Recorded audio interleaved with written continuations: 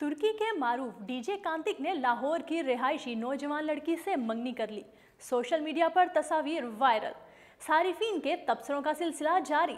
जी हाँ नाजरीन, तुर्की के मारूफ डीजे कांतिक ने लाहौर की रिहायशी नौजवान लड़की से मंगनी कर ली और उनकी मंगनी की तस्वीर सोशल मीडिया पर काफ़ी वायरल हुई, जिस पर सारिफीन ने कई तबसरे भी किए। तुर्की के मारूफ डीजे कांतिक ने लाहौर की रिहायशी एक नौजवान लड़की से मंगनी करने के बाद तस्वीर अपने इंस्टाग्राम अकाउंट पर अपलोड की और अपने तमाम फॉलोअर्स को अपनी इस खुशी में शरीक किया। डीजे कांतिक का कहना था कि ये तस्वीर मेरी मंगनी की तकरीब की है और मैं अपनी मंगनी पर बेहद खुश हूँ। इस पोस्ट में उन्होंने दुआ भी की है कि अल्लाह हम पर अपनी रहमतें नाजिल फरमाए।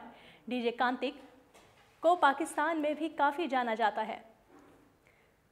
डीजे कांतिक पाकिस्तान में होने वाली अंडरग्राउंड पार्टियों और स्कूलों कॉलेजेस में होने वाली छोटी मोटी पार्टियों में अपने फ़न का मुजाहिरा करते हैं। डीजे कांतिक के हवाले से हासिल होने वाली मालूमात के मुताबिक डीजे कांतिक दुनिया भर के 38 ममालिक में कई मारूफ जगहों पर फ़न का मुजाहिरा कर चुके हैं। डीजे कांतिक की तस्वीर सोशल मीडिया पर वायरल होने पर सारिफीन के तबसरों का सिलसिला भी शुरू हो गया। एक सारिफ ने लिखा है कि बैनुल सकाफती शादियों का रुझान बढ़ रहा है। एक और सारिफ ने वज़ीर आज़म इमरान खान के पहले खिताब का जिक्र करते हुए कहा है कि डीजे कांतिक ने लाहौर की लड़की से मंगनी कर ली। वज़ीर आज़म इमरान खान ने बिल्कुल ठीक कहा था कि बाहर से लोग आएंगे पाकिस्तान में।